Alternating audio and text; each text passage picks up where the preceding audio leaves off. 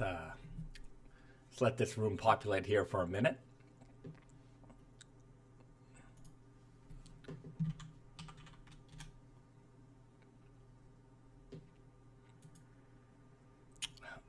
Do we? All right. Sorry, I had to restart that. I hope the audio sounds a little bit better. My hope is that it does. So, anyways, like I said before, I'm still figuring out all this live streaming stuff, and bear with me. It's gonna be a fun ride as we make improvements each and every week. Let me tell you, you know, a year ago I had no idea how to make. I barely knew how to make videos or anything like that. So, sound delays worse than last week, but appreciate it regardless. Had to Google what reverb was. Okay, well, reverb is like an echoey sound. It could be just that my area is a little bit echoey. I don't have a sound room. This is my living room here. I've got concrete walls sitting right next to me, so maybe I need to get like a mic shroud or something like that. There's probably some more gear I could use to improve the quality of this live stream. But one thing I did invest in is a connection app between my live stream setup and my phone. So I'm going to be able to take you on like little tours to check out product instead of me holding it up to the camera like this. So I hope you guys, I hope it'll work out a little bit better than before. So we'll see how that goes. Okay, let's take a look. Does the stream have multiple audio sources being captured, and that's why it's echoey sounding? Is it still echoey sounding? The problem is I don't hear the audio, so I don't know. Sorry about that. It could be that it is. Is it capturing audio from my phone? I'm not sure because my phone is technically connected, but it shouldn't be capturing the audio from my phone right now. Yeti mic. Wait a minute. Mic audio. Yeti mic. Oh, there's two audios for some reason. What's going on here? Mic auxiliary. Oh wait. There's something happening here that I wasn't sure of. But cancel. Discard. Wait a minute. Hey guys, how does that sound? Is that sounding better? Let me know if this sounds better now, because I just turned something down, and I'm hoping that made the difference. What do you guys say? Sorry, this is gonna be a technical technical difficulty start here. Perfect? Are we perfect now? Okay, better. I don't know why it was doing that. That sounds it's just a little odd. But anyways, it sounds like we got the problem solved. All right, teamwork, everybody. Teamwork, making the dream work. I appreciate you guys helping me out here. I'm no streaming expert, but I will become one. Okay, it's not bad on my end. You heard me fart. No, there's no farting noises. Maybe that was my my chair. Maybe there's a little creak. I keep my farts private. Okay, stream's looking good. We've got a bunch of people in here. I hope everybody's settled in, because we're gonna have a nice live stream today. We're gonna go over a bunch of different things. Nothing particularly planned. Let's just get into what I've been up to. Basically, we're kind of at the tail end of our what we call booking season. I think I've explained this a couple times, but for those newcomers to the Naked Famous Denim live stream world and just kind of the inside baseball discussion that we have here on these streams, booking season is when we're showing our retail partners, our retail wholesale customers, the new collection. So right now we're showing Spring Summer 22. And because of, the current global situation, my favorite term, typically we would be traveling the world. We would be going to New York, going to Vegas, going to Paris, all sorts of cities in between, visiting customers and showing them the new collection. But that's not something we're able to do today, right, in this day and age. So we're doing this all virtually. So instead of going to a trade show and maybe seeing 30 or 40 clients in a 2 or 3 day span, sometimes more, there's a lot of one-on-one calls, a lot of Zoom calls. Zoom, we don't use Zoom. I don't like Zoom, but a lot of calls. So the process is a little bit slower than it normally would be, and it just takes up a lot of time. So I'm just so busy doing that. I think my days are, I kind of talk about these live streams being like my way to like decompress for the week, hanging out with you guys, talking about jeans, being a little bit more casual. And it feels like every week I say this, but it feels like 5 seconds ago we were doing the last live stream. So I've just been swamped doing that. We're trying to get the fall winter 21 stuff up. So we've actually got half the website ready. We're just still waiting for some photos from our photo studio. We're working with a new studio, so we're working with we're working out the kinks in some of the product shots. It's the thing is, like, if you're a Naked and Famous person, you kind of understand the kind of things that you want to show off, and you'd be surprised how hard it is to explain your vision to others. It's not as clear as you think it might be. So just working through the kinks, trying to make sure that they're on the same page as we are, and so far so good. For the most part, we're getting there. We're just working on a few little problems here and there, but we should have the website ready. They tell me the photos are going to be ready by next week sometime. That could be Monday, that could be Friday. So we'll see. As soon as we are ready to flip the website, I'm going to release the Fall Winter 21 video so you guys get a complete preview of all the new stuff. You can check out the website. You can look at all the photos, all the product descriptions, and then we'll have the release schedule put out. So the way it looks, we'll probably have the first fall winter item will probably be released. I would say third week of August. So fall winter collection is coming soon, and we're gonna be quite busy with all that between now and like Christmas, because there's so many products coming out, and a lot of collaboration items we're still working on. We've of course you guys know about all of this stuff, but you guys are on the inside track. You guys get to hear it and see it as things develop.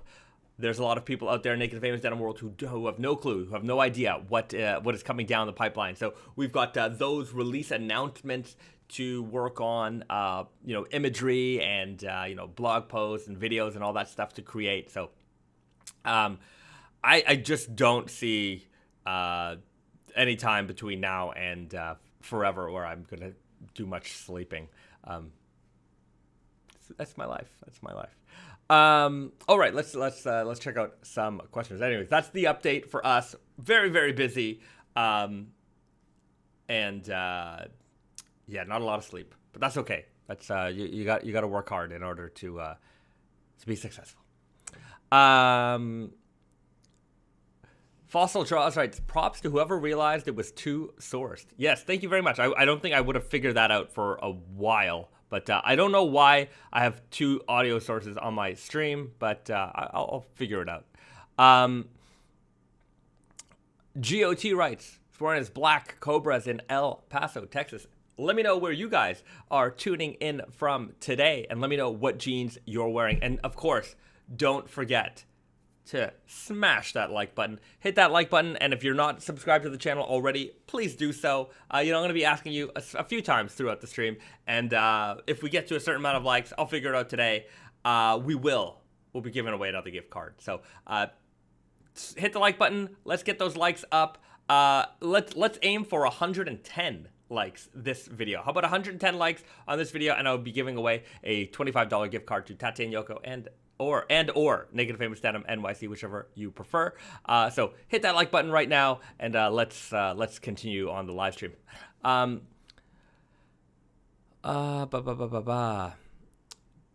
Okay, Shringmalkin. I hope I'm saying that right. I'm probably going to mess up a bunch of names on the live stream. Shringmalkin writes, I was visiting the Pronto Denim Carnival Facebook page yesterday. Tons of nice pictures. I've seen a young Bayzad holding a golden belt. What was that for? Wasn't so young. It was only 2 years ago. Oh, I'm looking old. So, the last Denim Carnival took place in October 2019. In October 2019, we were in Thailand for perhaps the largest denim gathering. It's not perhaps, it definitely is the largest denim gathering in the world. Pronto holds this spectacular event for denim lovers in Thailand called the Pronto Denim Carnival. And each carnival, the brands that are invited, we create special product. We also have some time on the stage where we interact with the audience, games, Q&A, that kind of stuff. So what we usually do for the Pronto Denim Carnival is, of course, we create the product, but we wanted to announce a World Denim Fading Championship, which we did. Our aim was to have a denim battle royal. We wanted to create an environment where you come up with your fades. So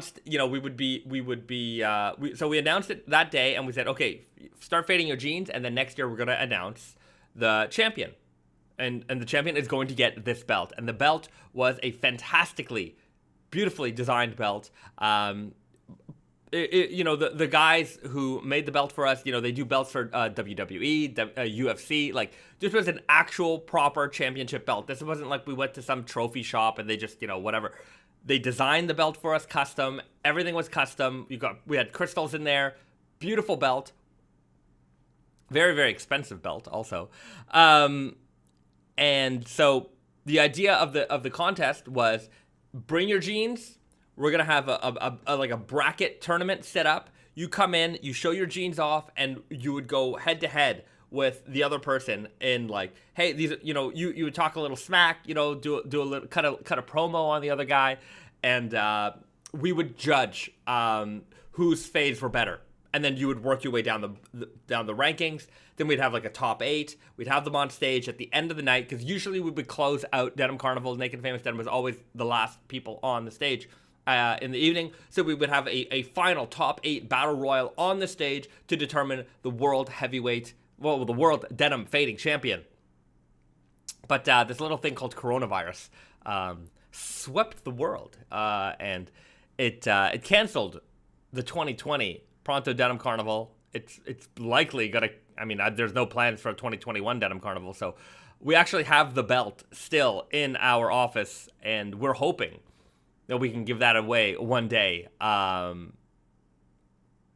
yeah, that's the situation with that belt. That was a very, very cool belt. If you look back on our Instagram, you can see there's a couple of poses with me and with that belt. It's a beautiful belt, and I thought I had a good idea going, and well, I'm sure a lot of people had a lot of good ideas going the last 2 years that kind of got their plans ruined. So, anyways, we'll try to get back to that at some point. All right, Pedro Cortez is in the house, and he says he's in Northwest Indiana wearing the purple core Selvedge. 10 wears deep. Good man. Let's keep up those wears and see where we can get with those purple cores. I'm sure a lot of people want to see some purple core fades. Junior writes, I'm wearing a pair of Rick Sanchez that are starting to fade. That's fantastic. I saw on Reddit this morning, somebody got a pair of Ricks, and they were trying to determine between their weird. They got a weird guy and they got an easy guy, and they were trying to figure out which one was the best one for them. And I looked at it, I'm like, I've never seen. Not never, but these jeans both fit him so perfectly well. I was like, I wouldn't know which ones to suggest. Like, the easy guy. I'm an easy guy, so maybe I would have leaned a little bit more towards the easy guy. It looks like he had a little bit more room in the legs. But some people, that's not the style that they like. But I mean, nevertheless, he looked great. If you're watching, sorry, I don't have any good advice to tell you which fit to go for. Get whichever one feels most comfortable to you. Van Deen writes, greetings from London. Greetings, I'm here from Yokohama, Japan. So for those of you who are tuning in now, welcome to the live stream. Don't forget to hit that like button. I'm gonna keep mentioning that every few minutes. Hit that like button. We're gonna get up to once we get up to 110 likes, I'm gonna be giving away a $25 gift card to a commenter, and they must be a subscriber. So if you're not subscribed, you're not gonna win. So if you're a subscriber and you leave a comment in the comment section below, let me know what jeans you're wearing today. And we will get a $25 gift card to one lucky winner. So be sure to hit that like button. I'm gonna keep mentioning that. It's gonna be a meme at this point. Brandog124, Ohio, got the Stone Blues on. The Stone Blues, man, what a great denim. That we're basically at the end of the season. We're gonna be flipping to fall winter 21 soon, and yeah, some of those spring summer 21 items are going to be harder and harder. If they weren't already hard to find, they're going to become even harder and harder to find. So some of those jeans, if you can still grab them, you get them now, because you may not be able to get them. They may be very difficult to get, or you may not be able to get them down the line. Mike Sykes writes, easy guy crew here. I'm tall and a higher rise is a must. The high rise is very comfortable, especially if you're sitting all day behind the desk like me. I would be embarrassed to find out how many steps I take in a day. My butt is basically planted here all day, and I barely leave the house. It's a problem. It's a problem, but yeah, it's you need that higher rise to be comfortable. I know a lot of people are going back to the office.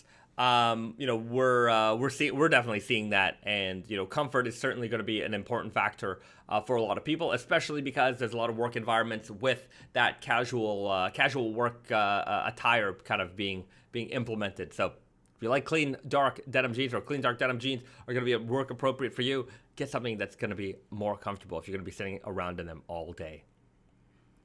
Norm Jillian writes, wearing my FoxFibre Weird Guys right now. Great choice. I was talking to Sally this week, and Sally's fantastic, by the way. She's the inventor of FoxFibre. She's the grower, and we're working on some fall winter 22 ideas. I know I've chatted about it with you guys before about FoxFibre ideas. What's going to be the next FoxFibre. So right now I'm working directly with Sally. I think we're going to come up with something very, very special, something that has a lot of meaning to it. So I'm not going to give away too much, because we're still in the sorting out of planning phases. But yeah, I'm very excited. Chauncey Tovan writes, would you collaborate with Vlone? Vlone. I don't know that. I don't know anybody there. So. I don't know if they depends on it doesn't depend on me. I'll tell you that much. Al Osej. Sorry. Just gonna keep saying sorry. I'm Canadian. I say sorry a lot. What shoes are you wearing right now? I'm not wearing any shoes right now because I'm sitting in my living room. So I'm currently barefoot. JSS writes, King of Lords, when is that dropping? I will be dropping the release schedule probably next week, so stay tuned, and you'll have your answer then. Brandog124, we need a Dungeons and Dragons jeans. I don't know the first thing about Dungeons and Dragons. I've had friends who were into it. I've never, aside from knowing the title Dungeons and Dragons and knowing that there is a Dungeon Master? See, I don't even know. That's all I know about Dungeons and Dragons. I know that people play it. I know that it's a role-playing game that people play. Don't know the rules. Don't know how it's played. Don't know the first thing about it. So maybe that would be a difficult one for me. Yao Ming's friend writes, any chance of a Naked and Famous banner? I need to represent at my festival camp site. We have Naked and Famous Denim banners. Check out the Tate Yoko or Naked and Famous Denim NYC.com, and you can get yourself a Naked and Famous Denim banner. We have them. We have like it's vinyl printed on Selvedge denim. It's pretty big. It's very nice. Jill Thorne, 1989. Friday the 13th updates. No updates. Sorry. I still have not received the fabric swatch from the mill. I'm not sure what the delay is, but I haven't got that. And I know I talked about it before that our aim was to have it released for Friday, August the 13th, but that is not going to happen at this point. It's still likely that it'll be a Halloween release like we had originally planned. Brandon was really, in his mind, he really wanted it to be out on Friday the 13th. I didn't think it was possible, but anyways, now it turns out it isn't. So we're back to our original Halloween scheduled release. But I guess now the aim, which we'll see if I have we have at least a sample in time. The aim is to have the announcement for Friday the 13th. So we'll see. You guys already know about it, but we're hoping that we can get some product photos and all that good stuff for Friday the 13th. We'll stay tuned. Stay tuned. I know I say that every week for certain things, but some things I just don't have more updates than I've given you. GOT writes, will Elephant X sell out quick? I have been waiting a year. I can't miss this. Will it sell out quick? I don't know. Like when I plan, I do all the inventory planning for the stores, and I plan inventory to last for more than one season. Sometimes, and it's been happening more lately, we sell out of product kind of in season, which is not really my expectation. I expect it to stretch out for quite a while. So I mean, that's a good problem, but the thing is, I don't like disappointing people. I want to have inventory. If I want you to be able to buy it, but things are going faster. It's weird right now. Like, on some ends, business is very strong. On other ends, business is not so great. It's like a weird balance of stuff, and it's very, very hard to predict what the heck is going on. So my feeling is, if you want the Elephant X's and you've got time, those are probably going to come out in September-ish. So if you've got to do some saving or whatever, start putting your money aside for that. Maybe sell off some jeans that you're not wearing or anything else like that. Lately, my home. My home is full. I have so much stuff. I have so many collections, and I'm starting to thin some things out just because I need to make room. So parts of my video game collection I'm trying to sell off things here and there so I could buy furniture that I would never consider paying full price for.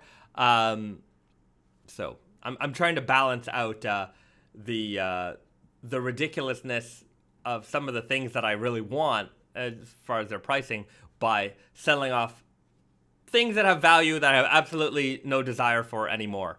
So wish me luck with this endeavor. I've been trying to thin out some of my collections and belongings. But back to the elephant. Remember, if say the Elephant X sells out, we have the Elephant XS coming out in the spring. So spring summer 22, the Elephant XS, Elephant X 100% cotton, Elephant XS 98% cotton, 2% stretch. They feel and look very, very much the same. The main difference is going to be in the break-in and over time. So the Elephant XS will be a much stretchier jean as you wear it, as you wash it. That's going to activate those stretch fibers. So if you miss out on the first one, you can always check out the Elephant XS. Boris Nip writes, Elephant X is a must-have for me. Love the reference as an ex-Apple employee. I'm glad you get it. I don't actually own a lot of Apple products myself, but I do appreciate their design language. It's I've been very like I love retro technology, and obviously I love the simple nods that Apple has to old Braun designs, and but like I have these great books about Sony's design language for old electronics, and like I actually collect old electronics, which may end up being a problem because those things can end up taking a lot of space. I have a couple in Montreal. I actually have a couple of old, vintage CRTs televisions that I just love. And there's actually certain models that I really, really want to have, but they're huge. I can't store all this stuff. It's impossible. But I do enjoy old electronics and the design language for that. So yeah, that was an easy one. Like the Elephant X and X and the space gray interior, that kind of stuff. So maybe you'll see more of that kind of stuff from it soon. And of course, I called it the XS. Yeah. So I was gonna. It was gonna be X. It was gonna be the S. It was gonna be the Plus, or it was gonna be the Pro. So it was very close to being called the Elephant X Pro. But there's so many phones that do that it just kind of annoyed me. Anyways, I thought it was appropriate for Pro because maybe you're moving around a lot. I don't know. I wasn't sure. But S, obviously, stretch. S for stretch. It made a little bit more sense. But yeah. Riley O'Brien writes, I'm debating on the Elephant 9 or the XS. Both beautiful. Kind of like the wild blue of the Elephant 9. That's a good question. Or I don't know if it's a question, but what if I was a choosing man? The wild blue elephant, I think they're very unique colors. It's hard. That's a hard one. You're picking between two children now.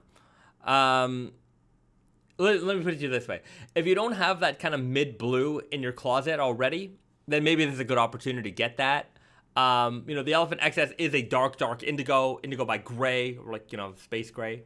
And you don't see a lot of indigo by gray. You see indigo by black, indigo by white. Gray is kind of in between.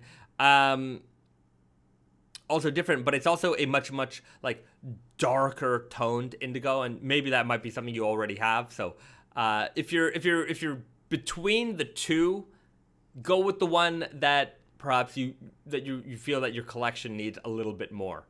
So if you've got natural indigo style colors already covered, then but to be fair, if you have that covered, you probably have dark indigo covered already. But this is a slightly different dark indigo. The chrome Selvedge ID is actually quite nice as well. It's very difficult to pick. Very difficult to pick. Sorry about that. Pick the one that has your size. If we've got your size, then go with that one. Boris Nip writes, love the little bits of collection that you've shown off in the past. I appreciate it. I like showing off my my collection of things. I have a pretty big Game Boy collection. I don't know if I've ever shown that off before, but I have a lot of Game Boys. At one point, I was trying to collect every color of every Game Boy Color, Game Boy Advance SP, and then I have a lot of Nintendo DS's also, so I have a lot.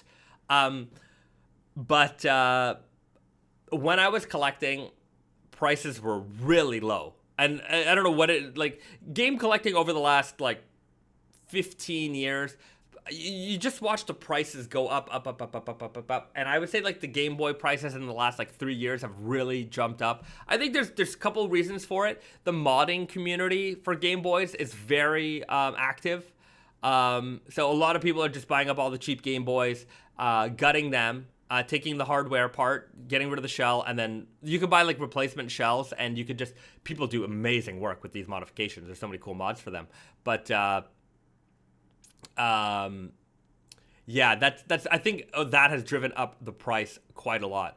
Somebody wants to see a Game Boy. You know what? I'm gonna pull out one of my prized Game Boys, and I'll be right back. How about that? I'll show off one thing. Let me pull out one. I'll be right back.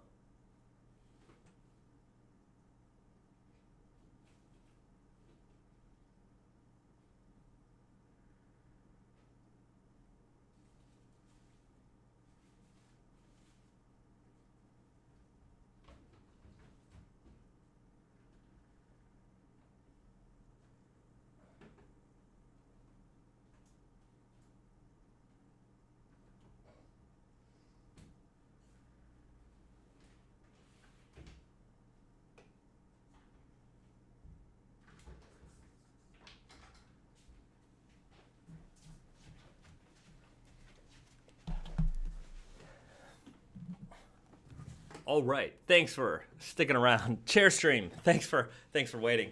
So I pulled out this guy right here, in box, Game Boy Pocket, Model F. So this was the Famitsu edition. So Famitsu is like a game magazine here in Japan, and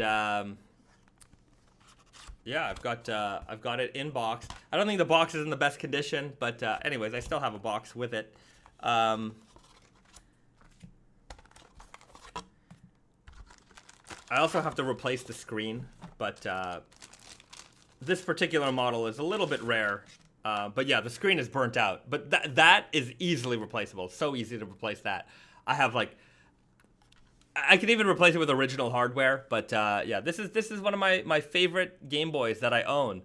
I love clear electronics. I have this is a Game Boy Pocket. I also have an atomic green Game Boy Pocket. Anyways, this is a pretty cool one. But yeah, this one needs a little repair. I gotta fix this one up. But I'm just glad to own it and have a box for it. So that's pretty cool as well. And speaking of boxes, this is becoming the Game Boy review time. I also have these, which are, if you're into Pokemon, I've got my original, I mean, very, very minty boxes, very, very perfect condition. My perfect condition Pokemon Red. I mean, there's not a dent or a scratch on these boxes. So I have them in these protective cases as well. I have more. I have practically all the original Pokemon Game Boy and Game Boy Advance games. Nicely taken care of. So, yeah, I was very, very into game collecting for a long time. It's, when you're into game collecting, oftentimes you just pick up a lot of stuff that maybe you don't need. So right now I'm thinning out the herd to just keep all the stuff that I want. So there's a lot of things that I've never touched. Not only have I never touched it, I've no interest in it. I've sealed games that I'm never gonna play ever. And also at this point, there's a lot of sealed games I have that I wouldn't open because it's just, they're sealed still. So, but yeah, I don't these are franchises that I don't care about. I've never played them. I don't think I'm ever gonna get into them. So I just gotta start getting, and I'll have a lot of accessories and things like that. So time to thin out the herd, make some room in my life, and use that money towards some other stuff that I want. So, yeah, but these are never going anywhere. I'm never selling them. People are like, oh, get them graded. I don't want to contribute to that problem of all this stuff being like I saw a Mario 64 sealed sold for $1 million. I'm like, that's BS. That there's a weird artificial thing going on in the market with game collecting. I think it's kind of like the art market, where people are just kind of hide money there or store money in these things. So yeah, I'm not into that. I'm not gonna get any of this stuff graded. The stuff I want, I'm keeping forever, and then if I ever have children one day and they get it as inheritance, they can do whatever they want with it. But while I'm alive, my Pokemon boxes and cartridges and stuff, that's all staying with me. It's not going anywhere. Even though I haven't played Pokemon in forever, haven't touched it in forever, I just can't help but I cannot ever get rid of these things. They mean too much to me. Fossil Draws writes, a note on collecting vintage electronics. Make sure everything is stored in well-ventilated containers. Old plastics decompose, releasing gases that can catalyze decomposition in other plastics. That can catalyze? I can't even read that word. Yes, I'm pretty careful with my stuff. Anything that I have is generally kept in a cool, dark place. So I obviously things aren't left in front of the sun or things like that. But the problem with the old electronics, for me, the plastics is one thing, but plastics can also discolor over time. So there is a hydrogen peroxide water mix with UV lights. You can reverse like browning or yellowing plastics. It takes a little bit of work, but you can do it. There's a product called Retro Bright that a lot of game console people in like the retro game community, they really like that product for refreshing old plastics. But yeah, I mean, a lot of this stuff isn't designed to last forever. I mean, capacitors and and chips and things like that. These things can all go bad on you as well. So maintaining old electronics is not easy. I've got I have a old CRT here as well that I'm very happy to have. But it's you have to just be aware that these things are at some point, it's nice to have, nice to look at, but at some point they're not going to last.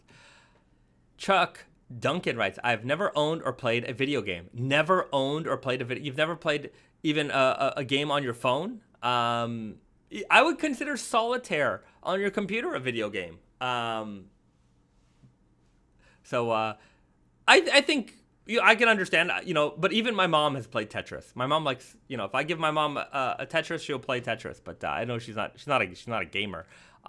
Personally, I've barely touched a game in months. I just don't have the time, unfortunately. I have enough time in my day to watch one, maybe two episodes of The Office. Once with lunch and once with dinner, and that's it. Like that's all I practically watch. I'm married to this desk, I don't have a lot of time for games, unfortunately. I wish I did. One thing I have to say that I miss a lot about air travel is that flying gives me a nice amount of time to play my games. So especially on a like on a tour, like if we go to a couple of different cities over like a 2 week time, there's a lot of flights and travel in between that, so it gives me just like this perfect time where I can just play my game, enjoy it, and feel like I've got some of that gaming time in. But I used to play a lot of Street Fighter, and with the amount of time I could play, I just could not keep up with the people online. And I'm a very competitive person. I like to win. I really like to win. And I hate losing. Boy, do I hate losing. And like I would just get upset. Like I would play Street Fighter and I would play, and if I was losing, it would just I was not a nice person. I would just sit there frustrated until I could get a win, and if I got a win, I'd be like, okay, I gotta keep winning. That's why I don't gamble very much. I usually have a limit with my gambling. If I ever, if we go to the casino or whatever, and my casino strategy is usually whatever money I have set aside for that night, I'm doing one bet. If I win, I win. If I lose, I lose. That's it. Then I watch Brendan, gamble the night away. He likes doing, he likes sticking at the table for a while.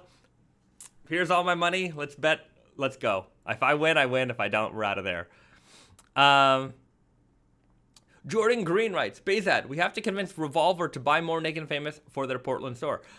You know what? Revolver is a great partner of ours, and I'm pretty sure that wish has already been found. But the more you talk to them, the more you let them know that you're looking for Naked Famous denim, the more they're going to bring it in. The more you support that location. So I know that we've been going a lot with Revolver, so I'm sure you're going to find your answer real quick. Who's your favorite character on Street Fighter? Depends on the game. I have different mains for different games. Like Street Fighter 2, I'm pretty consistent with just about, Zangief, not so much. Who else am I not great with in Street Fighter 2? That's probably it. Zangief, I'm not great with, but everybody else I could probably use very strongly. Street Fighter 2 in my life is the game is it the game I've played the most? That and Dance Dance Revolution. I have played a lot of Dance Dance Revolution. Street Fighter 3, I never really played it very much. Street Fighter 4, I used Sagat and Bison. I don't think I've even touched another character in that game. Those two characters I've played 99.9% of the time. If I used Ryu or anybody else in that game ever, it was probably because I was bored for 5 minutes and decided that's not for me. Let's stick to that. Street Fighter 5, I never touched any other character but our Mika. I used Rainbow Mika, the first character I picked, and I just stuck with her. She was a pro wrestler. I liked a wrestling character. I should like Zangief, I guess, but I picked Rainbow Mika and I just stuck with her. I played a lot, but with all of the updates with Street Fighter, changing, balancing, things like that, there's just too much to learn every time. New characters really, really messed me up, and I probably haven't played Street Fighter in like a year and a half, 2 years. I'm too far gone in Street Fighter 5, and I think that's sometimes the problem with some of these games. Like it's you get into them, and then once you lose track, especially in a competitive game, it's hard to catch up. So I like games, I like games like Castlevania, or there was a game called Dead Cells that I was playing a lot, or like Tony Hawk. Like, these are games I could just pick up, I could play, and then if I'm done, I'm done. Right? If I'm playing competitively, which I don't have the time for anymore. So and just because of my competitiveness, I know I shouldn't pick up these games because I'm just gonna get wrecked, and I don't like getting wrecked. So I'll play a single player game, or I'll play some Mario Kart with my wife, or some if we have company over. Something that isn't gonna drive me nuts. Something I can play alone. I'm pretty into that. Yao Ming's friend writes, DDR and Street Fighter, we would definitely be homies. Yeah, look, I'm down to play Street Fighter. I'm down to play DDR. I do enjoy Dance Dance Revolution a lot. Like, I played that game a lot. You have no idea. Pac-Man, there's what was that? Pac-Man Championship Edition. I used to play that quite a bit. That was a great game. Castlevania Denim, man, for me, more video game denim, the better. I think it's gonna look. There's many years ahead of us, and you guys know the kinds of things that I like. So these are the kinds of things that I will certainly pursue and try to make happen over time. All right. Jordan Green writes, the struggle to survive against pro gamers is definitely real. I'm not even trying to survive against pro gamers. Just everyone's so good now. You know, everyone is so good. When I was a kid, I mean, look, I'm gonna age myself, but you know, the only competition we had when we were kids was the kids at the local arcade, or you know, your buddies at, you know, we'd all go to your friend's house. Like now, and there wasn't like, I mean, the internet was there, but it just wasn't the same. Where tips and strategies and all that stuff, everyone's learning from each other so fast. So people are really, really able to advance at a much quicker rate than they ever could have before. You know, sometimes I watch you know, video game tournaments, and they've got these young kids, these young kids doing so well, and it's like, number one, it's great because, you know, after school you've got like 10 hours or however, whatever. I don't know when school ends, 3 p.m. 3 till midnight. I don't know when to put a kid to bed. Anyways, you've got all this video game time. You know, I certainly wasn't doing a lot of homework when I was a kid. I was playing a lot of video games. So,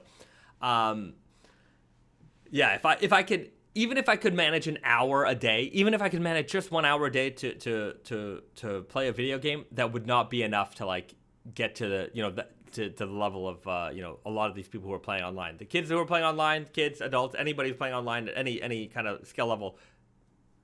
They're pretty incredible. All right.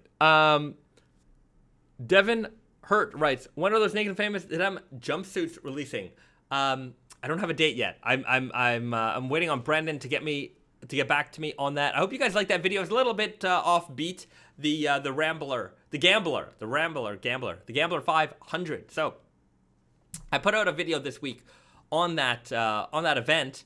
Our good friend Nate, he was one of our employees at Naked Famous Denim NYC. He actually used to work back at Blue Owl. That's where I met him. So anyways, he was from the West Coast, and he moved to New York. And I'm like, hey man, you gotta come work for us. So yeah, he joined the Naked Famous Denim team there in New York. When COVID hit, you know, a lot of people kind of you know, broke out, and he was one of those people who decided that, you know what, maybe it's time to go back to the Seattle region. So he's out there again, doing his own thing. He has this artist collective thing called the Yummy Yacht Club. So it's pretty cool. He throws parties and things like that, and he likes to get himself into adventures. At one point, the previous year, he built the Demolition Derby car, and we actually sponsored that, but yeah, I wish we had some more video of it, but that we didn't get it. But so he wanted to join this race, and he's like, yo, we need to do something. And so anyways, we sponsored the car, and we helped them out with some jumpsuits, and they thrashed them and trashed them and made that video for us. So I thought it was pretty cool. Yeah, a little bit different than of course, you know, any other Naked Famous Denim video. But I kind of wanted to show off, you know, some of the lifestyle things that you know, Naked and Famous Denim wearers do. And of course it I don't know if it was a great showcase of the jumpsuits, but at least it put out that you know, that message out there. So the jumpsuits are coming, you know, and a little bit of it was a funny video. I liked it. Some people didn't like it. I think it was people didn't expect the scumbaggery of it, but I kind of enjoy that kind of stuff. So, anyways, those are a bunch of good guys. They're you know, just party dudes, and anyways, the video it is what it is. I hope you watched it. I hope you liked it. Will Hernandez writes, finally got around to seeing the banner jacket from a previous stream. Did y'all ever mention a price? It'll be. I don't think we ever mentioned a price. I was talking to Brandon. They're going to be priced less than what we would normally, like, you know, we have a you know, kind of a method in terms of the way we price everything. And if we follow that method using those banners, jacket would be really, really expensive. Anyways, we're gonna treat this kind of the same way we do with the 32 ounce. We're not gonna make much money on these. You know, this is just for the fans. You know, we're just gonna put it out there, and so it'll be reasonable. It's not gonna be inexpensive, but it won't be as expensive as it should technically be priced. So we know this is fan service, so we're just gonna keep the price as low as we can. So I'm trying to aim under $300. So let me get back to you guys with the like final price and yeah. Boris Nip writes, do you remember those old Canadian Heritage Moment commercials from the 90s? You should make a series of jeans based on those. So, funny enough, we were talking about it, Canadian Heritage Moment commercials, maybe it was last week or the week before. Yeah, man, I love those. I love those Canadian Heritage Moments. The Log Riders Waltz. That's always that's my favorite one. I think for many people it is as well. Burnt Toast is also a good one. Just because it's, I remember Burnt Toast and Burnt Toast. Oh man, I could remember all of them, man. Look it up, guys. If you want to learn anything about Canada or you want to impress a Canadian of a certain age, reference Canadian Heritage Moments. But Burnt Toast, there was the Chinese railroad workers. So they built the railroads in Canada, and very, very scary stuff going on there. There was like prison reform, I guess, in a way. Basically getting rid of torture in our prisons. So that was a thing. The lady with the strap, is this humane? Burnt Toast, Chinese railroad workers, prison reform. They also talked about immigrants coming to Canada and how they would rename people. Like, I mean, you look back at any country's history and there's always going to be some really not great stuff happening. And so these were like new immigrants to Canada. They might have been orphans. And when they arrived, they would look at like their ethnic name and they're like, your name is Sally Smith now. And like, that was their name. That was their name. So, yeah, we're, at least, we talked about it. We learned about these things. One of my favorite ones is,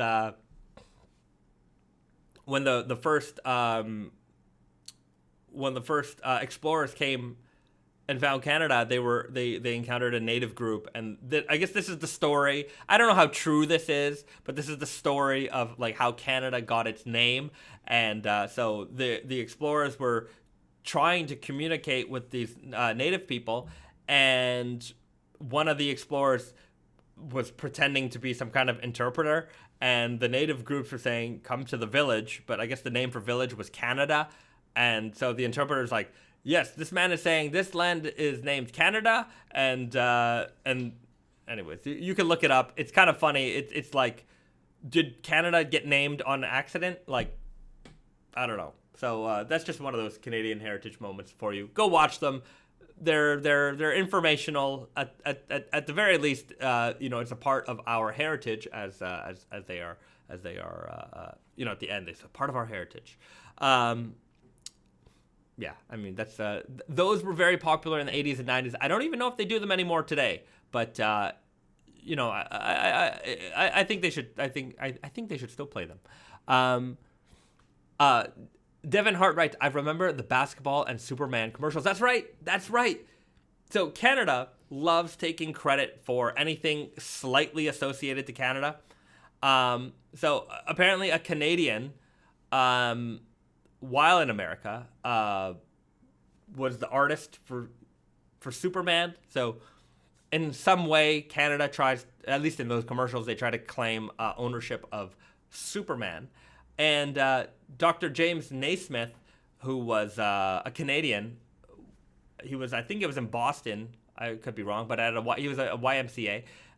He invented basketball. So Canadians like to say, Canadian basketball is Canadian. It's like, I mean, Canadians get around. I mean, it's just, I always, anyways, weird thing. Canada loves doing that, by the way. Did you know that's Canadian? Did you know we're Canadian? Naked Famous Denim, we're Canadian. We're 100% Canadian, made in Canada. Eric Caruso writes, hey Bezat, a little while back you mentioned a mid-weight slubby white selvage that's in the works. Any shot you could show those off again? Superman has ties in Illinois and Ohio. Right on. Speaking of the Slubby denim, you know what? Let's give my little phone app a try here, because I think it could be cool to see if we can get this working. So I'm gonna try and get this going here. Are we connected? I don't know. Okay, I'm gonna figure out the technical situation here, and we'll get to that preview. Why isn't it connecting? It should be connecting. Are we okay?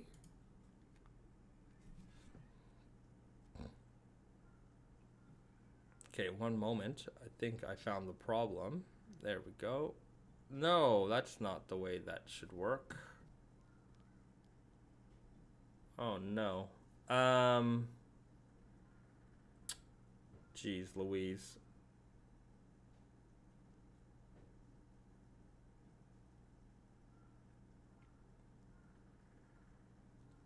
You guys are gonna have to give me a moment.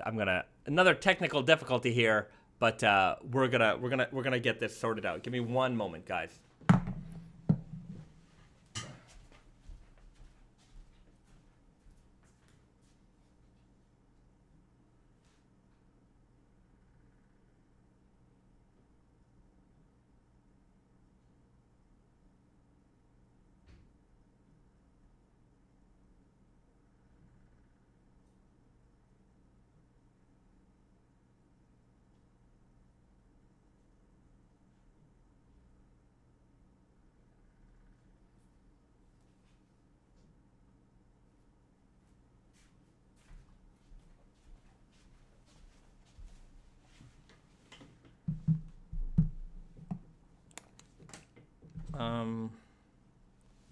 Okay, now let's see if this works.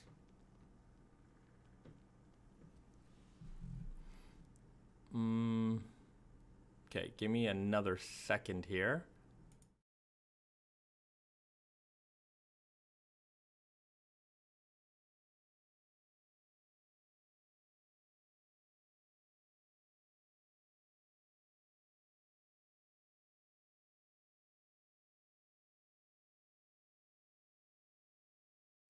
There we go.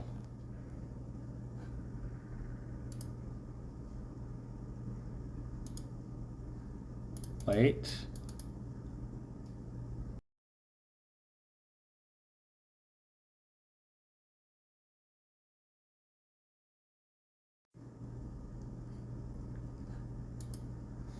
Okay. How are we doing, guys?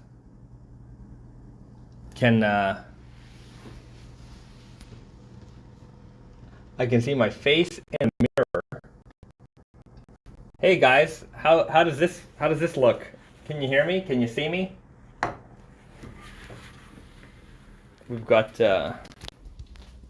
let's find some jeans. So that's them right here.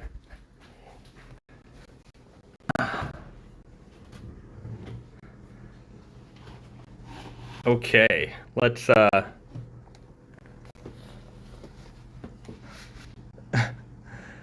can everybody hear me okay?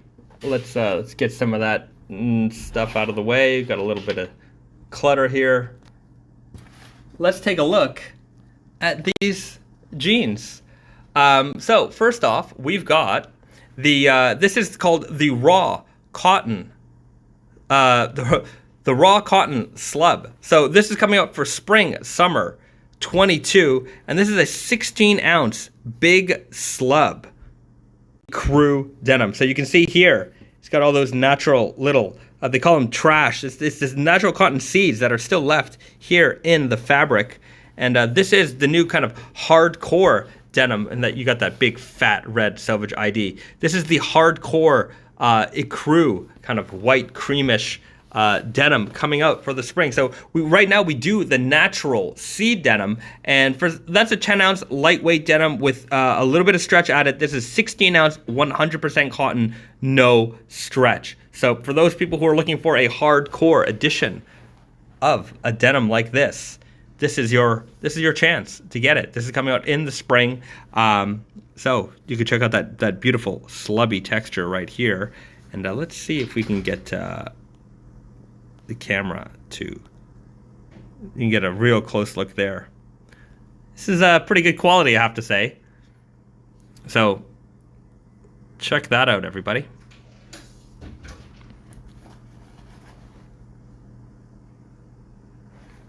Texture of the denim is extremely slubby, as you can see.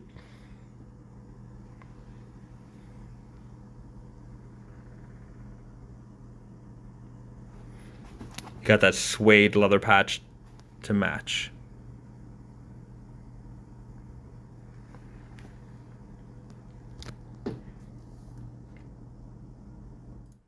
All right, and there you have it, folks. That is the raw cotton slub coming for spring summer 22.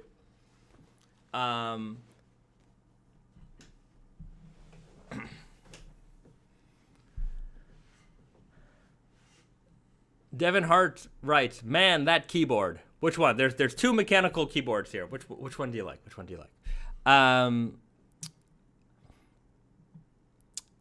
Jordan Green writes, "Did Bezat say when the Fall Winter 21 is being announced?"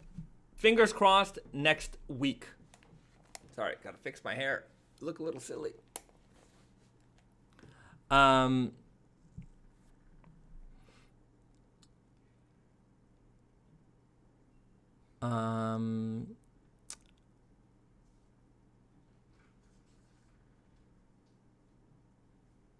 Okay, I'm going through some questions here. Dunkin' Donuts jeans. I love me some donuts. My problem is I'm getting too much weight.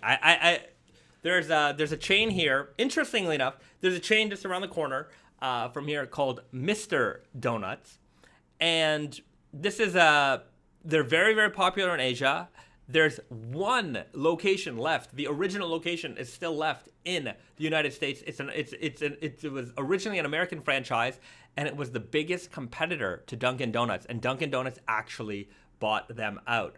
So I don't think that there are any Dunkin' Donuts here in Japan, but there's Mr. Donuts everywhere, and it's kind of weird because they are a donut chain for sure, but they also have like bubble tea and Chinese food. So it's a weird hodgepodge of stuff, but they make really, really good donuts. When you come to Japan, you should definitely check them out. Jordan Green writes, "Bezad, will those brown flecks get more visible? I washed my natural seed the other day, and they seem considerably more speckled now." I don't think that they'll be any more visible over time. In fact, I tend to feel that they become less visible because they're kind of like neps where you could if you try, you could actually kind of pick them out. So this is just this is part of the cotton fiber that is still left in the yarn. So yeah, I don't know if they'll become more visible. I would say that they would probably remain the same, or maybe over time you might lose them. Angel Perez writes, "Smooth transition." Hey man, our production value is improving every week here on the Naked Famous Denim live stream. Which, by the way, you should all be liking this video right now. You should be liking the live. Let's get up to 110 likes on this video. If we get up to 110 likes on this video, leave a comment in the comment section below. Let me know what jeans you are wearing. And once we hit 110 likes on this video, I will give a lucky subscriber, you gotta be subscribed, a $25 gift card to Tate Yoko or Naked Famous Denim NYC, whichever you prefer. So if you haven't hit that like button, hit that like button right now. Let's get these likes up and leave a comment.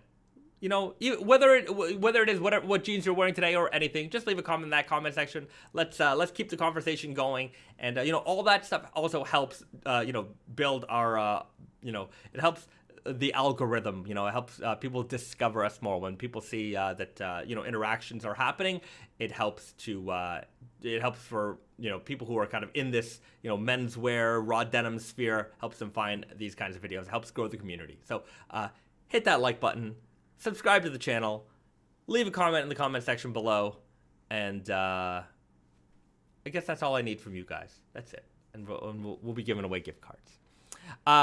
Branddog124 writes, "It's a WWF WCW type of thing." I don't know what you're referring to. But I like those things. Devin Hart writes, "Can we get all sides of the patch sewn down?" Now, so some of our jeans have sewing all the way down. Some of them only have it on the top and bottom. Generally speaking, the thicker leather patches have sewing all the way down. That way they're really secure. Personally, I like sewing them all the way around. That's just the way I like it. I just like it that way. But then we get customers who are like, I like putting my belt through, and yeah. So I don't know what to say. For those people, when you have a jean that we have that has sewing on all four sides, you can take a seam ripper, you can open up the sides that you can put your belt through. But yeah, that's just the way it is. Some have it, some don't. If it was up to me, they would all be shut down. They would all be sewn all the way down. Branddog writes, "Mr. Donut. It's a WWF, WCW type thing with Mr. Donut. I still don't get the reference. Like WWF bought WCW. That certainly happened. And then they tried to keep it alive. Here's a good question. I actually wonder this question right now. It must be the case that Mr. Donut in Japan, is it owned in any way by the American Dunkin' Donuts? I don't know. That's a good question. Sorry, I'm looking at my wife like she has the answer to that. I'm like, don't you know? Living large in California, wearing some King of Slubs. Man, stay cool out there. I know it's pretty hot in the summer. King of Slubs, big heavy jeans. You're a real trooper, that's for sure. Dawson Shannon writes, "Wearing my MIJ5s. Love the Kakishibu and that Selvedge ID on the MIJ5s. It's mint." I've seen a Mr. Donut X Mossburger collab shop called Moss Dough, instead of the usual Miss Dough abbreviations. That wouldn't surprise me. I mean, there's so many, I would say that like Japan is responsible for all the collaborations. Like, collaboration stuff, I think it really came from streetwear, and especially Japanese streetwear. There was it was not a thing back then. A collaboration was a very rare event. Now there's a lot more collaborations, of course, but I would say that I'm going to give credit to the Japanese for branded collaborations being a thing. Riley O'Brien writes, "What's Risa's favorite of the most recent collection?" Risa, what's your most favorite jean of the most recent collection? She's going to think about it and let me know. She's going to think about that and let me know. All right. DJ Danny D writes, "First time seeing you live, usually catch it afterwards." Well, thank you for joining us here live on the Naked Famous Denim YouTube live stream. I know we were always streaming on Instagram, but we're here on YouTube now. Better quality. I've got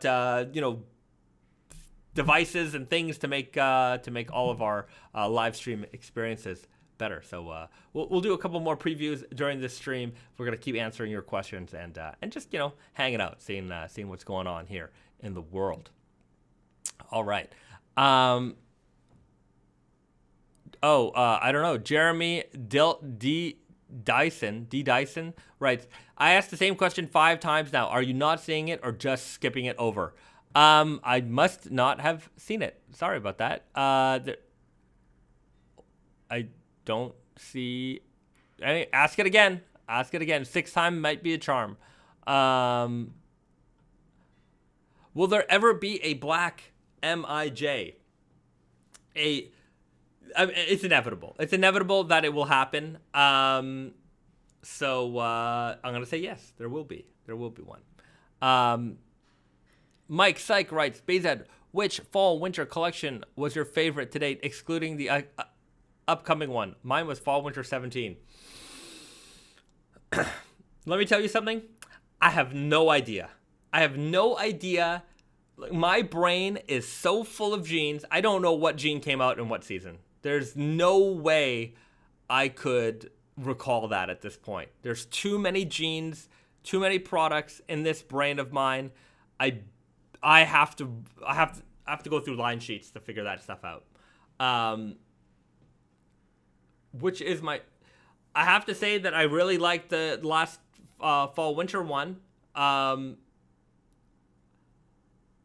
But even that, now that I think about it, I'm like, oh, what did we release? The Vulgar. We released Okay, I'm a Spirit 4. There's the Elephant 9 Wild Blue. Just trying to remember what else came out. Because it was just spring. Now we've got next fall. Now I'm working on fall winter 22. My brain is shot, man.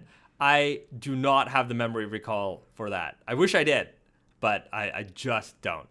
But that is a good question. What's my favorite season? I really enjoyed the Street Fighter releases were very exciting for me. Out of any release, I would say that the Street Fighter and Dragon Ball were. Ghostbusters was fun because we did the photo shoot for Ghostbusters. It's so fun shooting those jeans. I had a lot of fun doing that. But I think Street Fighter was the most exciting because it was the first time we did a collaboration like that. A lot of people, up to that point, our collaborations were always with a different brand. Naked Famous times this, Naked Famous times that. And it was okay, that's cool. That's fine. That's great. But this is in that realm, the cross-brand realm, the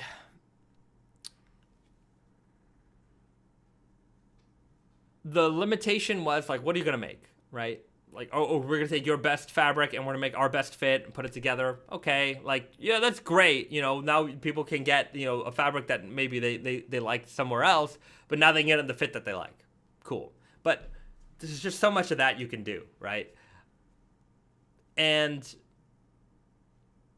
so, just being able to work with Street Fighter, being able to take is it my favorite game of all time? It's gotta be. It's the game that and Dance Dance Revolution, like I said, it's the games I played the most in my life. The amount of Street, you have no idea. I played so much Street Fighter. It is single-handedly responsible for my grade point average in high school going down. Dude, I had I was lucky to have a C average, and that was because I spent all day at the arcade. I would go to first period. The rest of the day, I was at the arcade. I was barely at school. I was playing video games, playing Street Fighter, I was playing Dance Dance Revolution all day. So being able to make jeans based on that, it was amazing. And the fact that there were so many Street Fighter fans in our midst, we didn't know how our audience was gonna take to this. It turned out pretty well. There's a lot of video game, a lot of Street Fighter fans out there, and making fabrics based off of characters, that is a lot more interesting to me than kind of putting a sandwich together, right? This is there's forethought, there's a lot of research. I know a lot about Street Fighter, a lot, and but you know what? We still went out and bought books. We still I still did a lot of research in order to make sure that here we go. Here we're gonna make a collaboration. We're gonna make pieces that are really gonna speak to the fans. So that's a lot of fun for me. And when we released that jean, just the hype and the anticipation for it, we little secret tidbits with the Akuma jeans. When we did that trailer for that jean, at the very end of that trailer, and it looks like the video ends, and if you stick around for a second, and here's some deep video game nerd knowledge for you. So you watch that video and you're like, okay, great. And then it goes, whatever, Naked Famous Denim, go to the website. And then you wait a second. You just wait a second. And then you get to some video game footage of Super Turbo. And, they're doing some stuff on the screen. And if you know Super Turbo, then you know what's going on. If you don't know Super Turbo, then you definitely don't know what's going on. But what was going on was the Akuma code. So here we just announced, some jeans, and now there's the Akuma code at the end of the video. And it took a little bit, but on Reddit, people were like, yo, that's the Akuma code. There's something going on here. So, throwing out that little tidbit. But you know where I got that idea to put that little bit at the end? So back in the day, for anybody who subscribed to Nintendo Power magazine, that was it was the magazine for Nintendo lovers. I love subscribing to Nintendo Power. And so every now and then Nintendo Power would send out its subscribers, not everybody, random subscribers would get these VHS tapes, previews of games. And there was a tape we got for Donkey Kong Country, the first Donkey Kong Country, and that game was one of my favorite games. Very, very, very good game. I really love that game. Great music, by the way. Soundtrack for that game is incredible. And if you watch that Donkey Kong Country video, which you can actually look up, it's on YouTube. Just look up like Nintendo Power tapes, Donkey Kong Country. There was that one. There was one for GoldenEye. There was one for Star Fox 60. No, was there a GoldenEye one? I don't remember. I had some. Anyway, I have the Star Fox 64 one, but the important thing was that Donkey Kong Country video, at the very end, that video ends, and then at the very end of it, there's a preview for Killer Instinct. Like a 1 second shot of Killer Instinct, and you're like, what the, it was for, like, that was the only way you got, like, news back then, right? Like, you couldn't, this wasn't on some website, like, you couldn't watch the whole video online. Video online back then was 15 seconds. Like, people didn't have the bandwidth or for like a 20-minute, 30-minute video. So they had Killer Instinct preview at the end. I'm like, so for me, it was like, okay, let's try to throw that, like, that kind of, that's where I got the idea anyways. So you can see that my reference of stupid video game knowledge is, it's a little dated, if you have to come from a certain era to kind of get some of this stuff. But anyways, it's there, and I thought it was a lot of fun. And the Street Fighter release is definitely my most memorable, my favorite release that we ever did.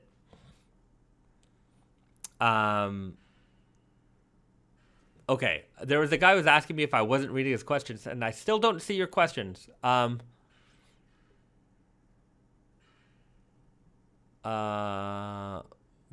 don't I see it? I'm trying to look it up. I'm trying.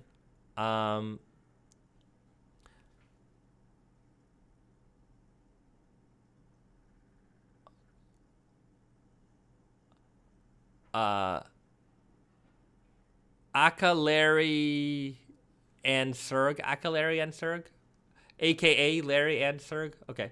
I don't know if this is tasteless or not, but I'll ask you anyways. No problem. How much will the coveralls retail for in the fall? Definitely not a tasteless question. I don't know yet. I will once I have that information, I will put it up. And you'll have it. But yeah, I just don't have that information yet. Jeremy, yeah, I asked the same question 5 times. I don't see you writing it again. So sorry, but here we go. There we go. Jeremy, Didson.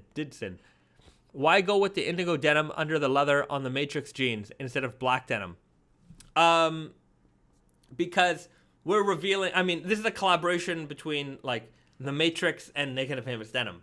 So we're blending those two worlds together. And the leather, uses a lot of leather in the film, and it's also about fading away. Like being like the Matrix is kind of being revealed, and so we're revealing the denim underneath. So we wanted to create, black is fine, but I think black might have not been so noticeable, and we're like a raw denim, indigo denim company, so we wanted to go with indigo. So that's why we've got the indigo there. The falling code denim, that's black. So, you're going to have your black option there for you anyways. C. Sanchez writes, the Sumi inks were my very first Naked and Famous Denim pair. Great pair to start with. That was a pair that I wore actually quite a lot. Unfortunately, that was one of those. There was one of those moments in my life where I'm like, I'm starting to not be able to fit my clothes anymore. So I didn't get as much wear in those as I wanted to. I think that they are on our fade wall in either in New York or in Montreal. I just don't know where those jeans are at the moment. But definitely a great pair. It's something that we're thinking about bringing back for fall winter 22. That's on our list of ideas and plans.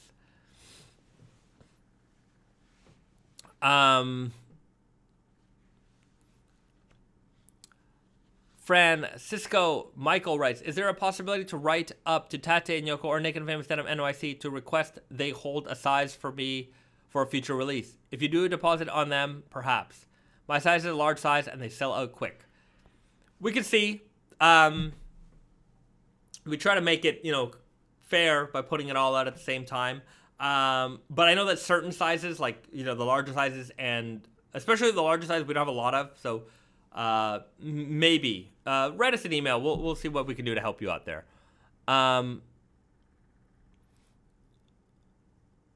Riley O'Brien writes, if anyone is interested in a recycled Selvedge in the Super Guy fit, size 33, worn only a couple times, please let me know.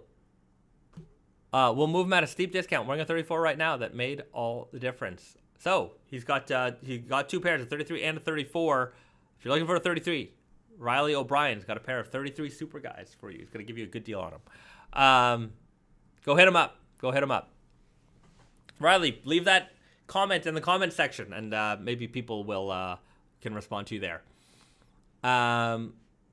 Mike Syke writes, oh my god, a Metal Gear collab would be extra dimensional. I would agree. I would agree with you on that one. I do enjoy Metal Gear a lot. It would be... I don't know anybody at Konami. One day I'm going to make that Konami connection. I definitely want Metal Gear. I definitely want Castlevania. Those are some properties that are near and dear to my heart. DJ Danny D writes, tips on getting roping on hems and also train tracks on the side seams. Roping on hems, you just got to wear them. And train tracks on the side seams, you just got to wear them. I would say that washing helps bring those types of fades to light. So that would work. I mean, you could also cheat. Cheating is it's a hot button issue. I've never talked about cheating. Fade cheating. What is fade cheating? I don't know. We'd have to see. Maybe what is cheating? What isn't cheating? I don't know.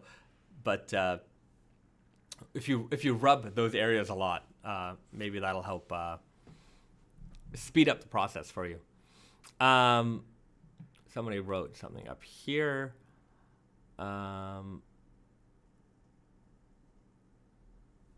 Francisco Michael writes, I had that tape too. It had a behind the scenes 3D making of. If I remember correctly, it was like the announcer guy. He's like, hey, what do we got in this back room? And he opens the door, and it looks like they're playing Killer Instinct 1 on an N64. Which, for those people who know the history of Killer Instinct, the arcade game Killer Instinct 1, there right in the kind of title sequence, it said, coming home soon in 1995, only on Nintendo Ultra 64. The game never came out. The Ultra 64 got renamed to the Nintendo 64 instead of Ultra 64. And the game never came out on the Nintendo 64. So it's kind of like, I wish it happened, but it never happened. But anyways, there's some, nowadays you can get it on your Xbox, and it's like, it's the arcade game. It has it right there, emulated on there for you to play.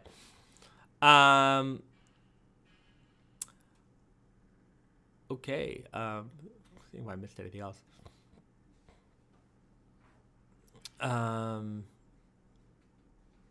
Would starching a pair of raw jeans washed too early work to get fades? The only thing starching will do is to make your jeans crispy again.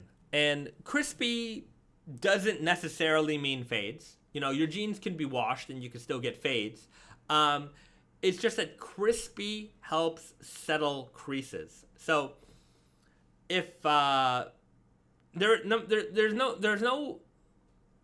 such thing as wash too early. You wash them. That's it. You can still wear them. You can still get creases. They just won't be as sharp as, you know, when you've settled them in from the jeans being raw for, like, unwashed for like a prolonged period of time. So if that's your concern, that you don't have like these sharp kind of whiskerings that are happening like on your laps or behind your knees, yeah, starching would probably help with that. It would probably help with that, but you don't have to. You can just wear your jeans. It'll happen eventually. It just won't be as like sharp and predominant. DJ Danny D, cheating is a no-no. LOL. No sandpapering for me. No sandpapering. No sandpapering. I mean, if you want to distress your jeans, that's how you do it. But keep your jeans in that. Wear your jeans as you would. That's my advice. Wear your jeans as you would. Kentaro writes, how about a Cowboy Bebop collab? Space cowboy pants or jacket would be so cool. You know, I've never watched that series. There will be more anime collabs. I mean, we are technically still working on one right now. Not technically, we are working on one right now. It's some of these discussions are slow. So anyway, everything's kind of agreed on here and there, but you got to get that paper signed. So we're just waiting for, that type of stuff to come through. So nothing solid, nothing set yet. Hopefully soon. Francisco Michael writes, Killer Instinct, like Castlevania, has the best music ever. I love some Bloody Tears or Vampire Killer Denim. Bloody Tears, Vampire Killer. I love the Castlevania soundtrack. Bloody Tears is one of my favorite, piano. I love hearing that on piano. It sounds great. Killer Instinct soundtrack is amazing. Killer 1 and 2. Killer Cuts, the Killer Cuts CD that came with Killer Instinct on Super Nintendo.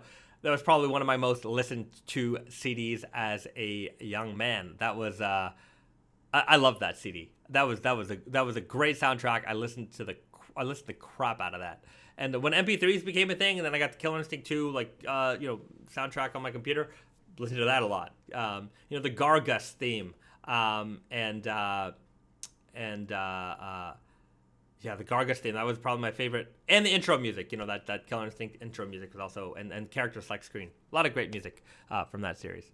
Mike Syke watched my Deep Indigo Rigid a few days ago and didn't realize they had slub characteristics after hang drying them. Yeah, it's called short slub, so it's not pronounced like, something like this. But there are certainly a lot of jeans that we have where you'll have these smaller bumps that will certainly show up more and more after the wash. Remember, when water hits that cotton, the cotton fibers are going to plump up. So a lot of those details are going to show up even more with wash. So yeah, you might surprise yourself to see what your jeans look like after wash. They will certainly transform on you.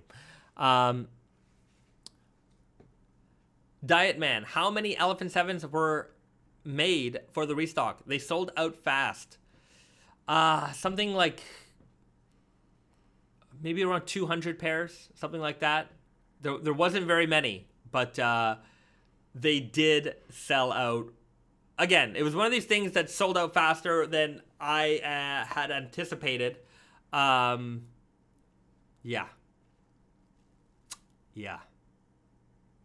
I think if you go on the New York City website, there might be a handful of sizes. I think there's even on, I don't know, I checked Tate Yoko the other day, there might have been one or two random sizes here and there. I know because I've been getting messages from folks. They were looking for hey, can you help me find a size? And I'm like, the best thing to do right now, if you go to Tate Yoko, go to the product page, go to the fit and size you're looking for, and it says sold out. But if it says sold out, it'll say notify me when available. Click that button, put your email in. The second any inventory arrives for that item, we push out an email to you. So especially when new things come out. We have an exchange policy, so sometimes somebody gets something, doesn't quite fit. Maybe we don't have another size for them, so that item gets returned. We give them a store credit. That jean is now back in inventory, and the second it becomes an inventory, boom, you get that notification. You can buy it. I mean, you got, obviously you got to pay attention to your emails, but there's a better chance that you're going to get the item that you're looking for, on the second time around by signing up for that notification than just by randomly going to the website. So if you're looking for something specific right now, definitely sign up for that notification. It's the best thing you can do. Brand Dog 124 writes, can you make white jeans that fade black? No. That doesn't. Yes and no. We actually did make a jean that did that. We called it the reverse fade denim. It didn't fade from white to black. It faded from white to indigo. But the reason why most white jeans are white is because the cotton isn't dyed. It's bleached, or it's left ecru like this. So there's no dye involved with white. So to make a denim that fades from white to some other color like black or indigo, you need to coat that yarn with something. So that's what we did. So with our reverse fade denim, we took an indigo denim, and then we coated it with like a white kind of paint coating, and the paint would eventually crack off and reveal the indigo underneath. But here's the thing. And in practice, it worked. The jeans kind of felt a little bit like pleathery and leathery. Kind of had this like coating feel to it. And we actually used to have a staff member named Evan who wore them quite a lot. And he probably faded them the most. But the thing about white jeans is most people don't wear white jeans every day. Like, to get your jeans to fade, you got to wear them every day. You got to wear them hard. And with a pair of white jeans, in order to get them to fade to the point where like they're really noticeably faded, you got like the amount of time you got to put into that, and wearing white jeans every day, it's a little difficult for most people. So yeah, it's doable in a way. It's not doable like the core, like the color core denim is, but even if we could do it, I think it would be hard to see heavy fades on them just because of the way that they're just because white is more of a you wear them at here and there as a part of an outfit or something, but it's not your daily driver. It's not your daily driver like indigo would be. Kentaro writes about Cowboy Bebop. You should definitely watch it. It's such a great show with the coolest characters and music. If we could invent more hours in a day, I would. Or maybe at some point in my life, if we can find some more time for me. But I'll keep it on my list. Believe me, I have a long to-do list of things to watch, and I'll put it right on there. KW writes, what is the fastest time recorded for pushing out a denim product so far, from concept to production all the way to shipping? I mean, that usually takes a year. It takes a year. Could it be faster?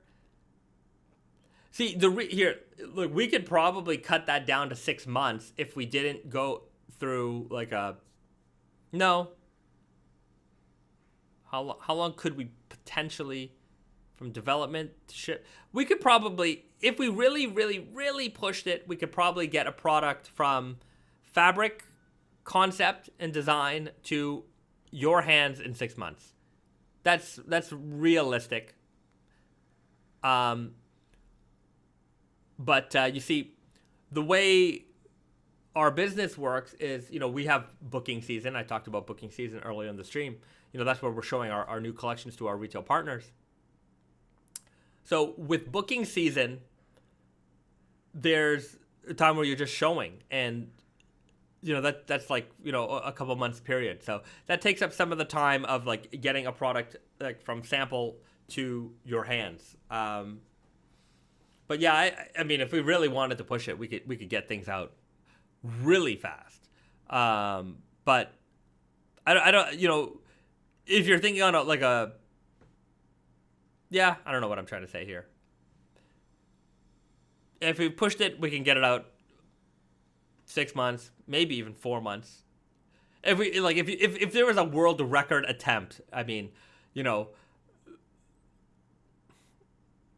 yeah, if there was a world record attempt involved, I mean, what would you do? You'd create a sample roll, and let's just assume if everything lined up perfectly, you would say that, hey, here's my design, and there just happens to be all of the materials you need in stock at the mill, and they've got production room to start the very same day. They make you 50 meters of fabric. That's going to take a day. Then they put it on an airplane, overnight it to you, and you make 50 pairs of jeans, and you have them up on the website. Cut, make, sew, 50 pairs of jeans. That takes, let's just say a day. Photographed product, page put up, that takes a couple of hours.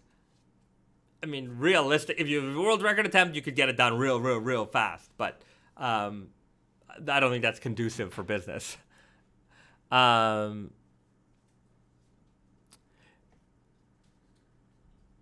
Mike Syke writes, if I get the tatami Selvedge, will I be able to darn repair them like any other jeans? Yeah. I mean, your darning isn't going to match like the weave style of that fabric, but who's to say that it ever has to happen that way? I mean, darning is just kind of patching your jeans up anyways, creating new fabric from stitching. So yeah, no problem. It'll just add to the flavor. Any new updates on options for strong guy and groovy guy fits? Strong guy, Ichiban Selvedge just came out last Friday.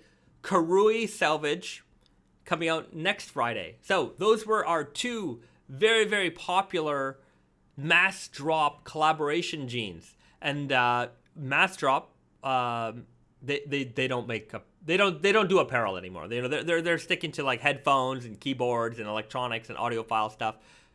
Hey, I love all that stuff, but we're unfortunately, we're good friends with the team there. We still love them and everything. It's just they went in one direction, and so we decided that because these fabrics were so popular, we wanted to bring them back. And when we were doing them with mass drop, we didn't have them available in every fit, and we certainly didn't have them available in women. So now the Ichiban Selvedge is available in the super weird, easy, and strong guy, 4 fits, and high skinny, classic, and max in the ladies. So 3 100% cotton, rigid fabrics for the ladies. They're available now. And the Karui Selvedge with, I think, 1% stretch, 10 ounce 1% stretch, or 10 ounce 2% stretch. I don't remember offhand.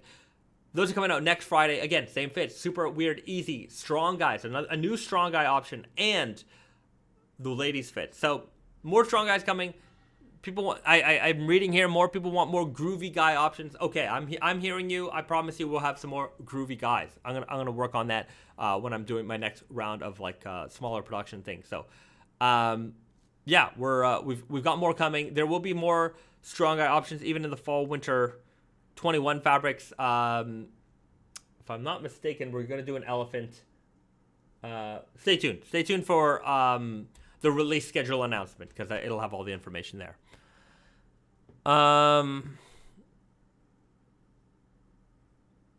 Riley O'Brien writes, along the same lines, when you guys make your fits, do you make each fit in mass quantity at a time, or do you get the denim and then cut the fits after? When we get the denim is cut by fit. So usually we'll do the same production of one fabric at the same time, just because all the machines are set up for that particular fabric, so thread color and hardware and things like that.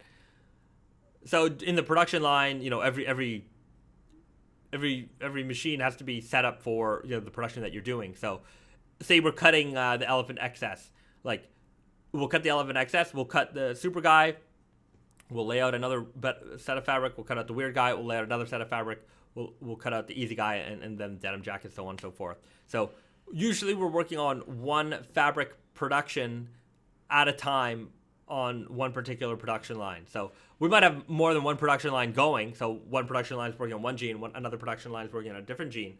But yeah, I hope that answers your question. Yeah.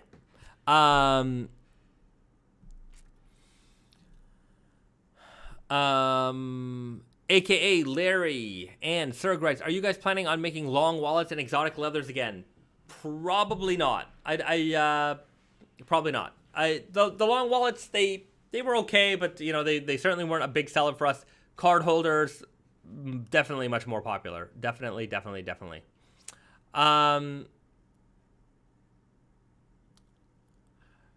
Pierre Moreau writes, hello from Guelph. Hello. Dude, any updates on the Quebec Vulgar Selvedge? No updates yet, just that it is in the works. It'll probably be part of Fall Winter 22. So, yeah, expect it around then. Matthew Bradwell writes, if you made Friendship Denim a groovy guy, I would start going to raves again just to rock them. They would make a great raver jean, that's for sure. Riley O'Brien writes, that makes sense. By the way, Bezad, one of the best things about your brand is the measuring guide. People may think a half a quarter inch doesn't make much of a difference, but it does. Half a quarter inch.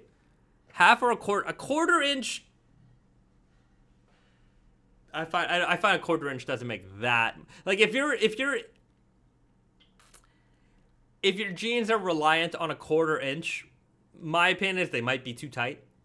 So half inch, sure. Quarter of an inch, we're talking not a lot of space here, not a lot of room. Mike Syke writes, we need some MIJ t-shirts. Alvin Lee's work is nice. Yeah, the graphic tees, I mean, I was able to get one made. Maybe I could try to make another one. We'll have to see about that. Brandon is not a fan of graphic tees, by the way. He does not like them at all.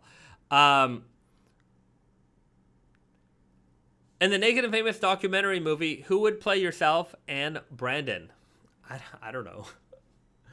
I have no idea. Who would play me? Me. We would play ourselves. We would be, we would take up the role.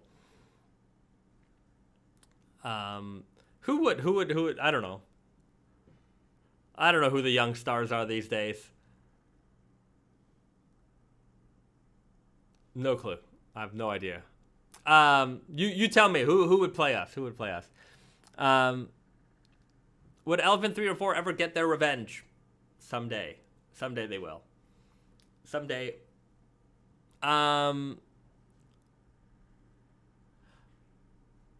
Riley O'Brien writes, let's say even a full inch in the waist. I used to just think 33 is one brand and 33 in another. Measuring guide really matters. Measuring guide definitely matters. Let me tell you why also. Just another perspective on this. Number one, a lot of people look at tag sizes on products and they assume that means like the waist size. And it does, but it doesn't, right? Because if you look on the body, where is your waist? Which part of you is your waist? At least in terms of measurements. Is it where your hip bones are? Is it an inch above it? Is it 2 inches above that? Is it an inch below, 2 inches below? Which part on your body is your waist? And then if you consider how many different body types there are, the way people's, say we picked a point. Say it was your hip bones. No, that's just differently on everybody, right? So it's impossible to say that, this, Mike Syke writes, your belly button, right? So everybody's opinion on where is your waist varies a lot. So there isn't one way to kind of keep track of this. So that's one thing. The other thing is, depending on the design, like Easy Guy, for example. Like Easy Guy for me is meant to be big. It's meant to be big. It's designed to be big. Not everybody wears it that way, but that's the way I envision it. My point is that, like, if you normally wear a size 33 in, like, you know, one of our jeans, if you wear a 33 in Easy Guy, it's supposed to be big on the waist for you. That's how I intend you to wear that item. You can wear it however way you want, but my vision for that particular fit is that. So those are the kinds of things you also have to factor in. Like, say you have a tall tee, like a big, wide, you know, loose-fitting tee that's marked size small. What does that mean, right? A small isn't a small isn't a small. A 33 isn't a 33 isn't a 33. So the measurement guide is important because now we're really comparing apples to apples. If brand X has their way of, you know, sizing things and brand Y has their way of sizing things, the only way that we can have some kind of consistency is to actually measure the garment. You know, so those tag size, they don't really, they mean much in terms of, you know, maybe there's a guideline, but for most of our lives, we were buying jeans, clothes, anything. We go to the store, we try it on. So, you know, whatever the tag size says, I need a size small, they bring in the size small, it doesn't fit, they bring in the size medium. Now, we're buying things online, and it's not so easy to bring you the size medium if you bought the size small. So, putting those measurements, I mean, it's not impossible, but it's not, you know, there's the exchange process, all this stuff you don't want to go through. You really don't want to go through it. If you have to go through it, we try to make it as easy as possible. You know, when you buy something online, you want to make sure it fits the first time. So, you know, that's what our aim is. We put that out, and so we put out the measurement guides so you can compare apples to apples. You know, whether that's a pair of jeans you have at home that you wear that fits you well, you measure those jeans, you take that measurement, you compare it to the guide. You can see, you know, maybe the jeans that you have at home, the rise is too long, or maybe it's too short, so you want something with a little bit more. Now you have something to gauge, you know, to base that off of. So always use that measurement guide. It's very important, and just because you wear a 32 in one jean doesn't necessarily mean you're going to wear a 32 in another. There's always fit, fabric, composition things that come into play as well. So always use that measurement guide. You know, the extra few minutes of time that it takes you to, you know, do all that stuff, it's going to save you a ton of time on the back end if you get the wrong size. So, yeah, be safe and use the measurement guide.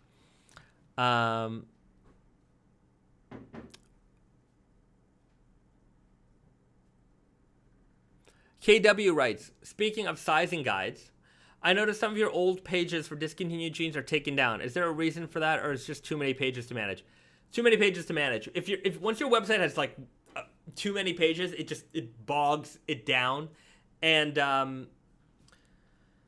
much as I'd love to have an archive page someday, maybe we could figure that out. A simplified one. I don't want to have to answer emails from people saying, hey, this jean came out in fall of 2012. Can you help me find it? Look, I'm always happy to try and find something for you, but I think if I put all of that information out there, like, that will become a regular type of occurrence. And, you know, it's an email that doesn't have a good... if you're looking for jeans that old, like, it's probably not going to happen, right? You know, the answer is almost always going to be go on eBay, go on Grail, try to look up denim forums and things like that. So I'm just maybe trying to avoid a little bit of other kinds of work. Not only does it slow down the website and all that stuff, other pages you have to manage, but it also is going to create some kind of work that don't really want to do. Don't really want to do it. Riley O'Brien writes, the more I listen to you speak, the more I understand and appreciate room. Sorry. The more I listen to you speak, the more I understand and appreciate room in the jeans. Stack Guy fit is super dope, and sizing up in Super Guy is perfect for me personally. Use the measurement guide. Don't overthink it. If deciding between two sizes, size up. Yes, that is correct.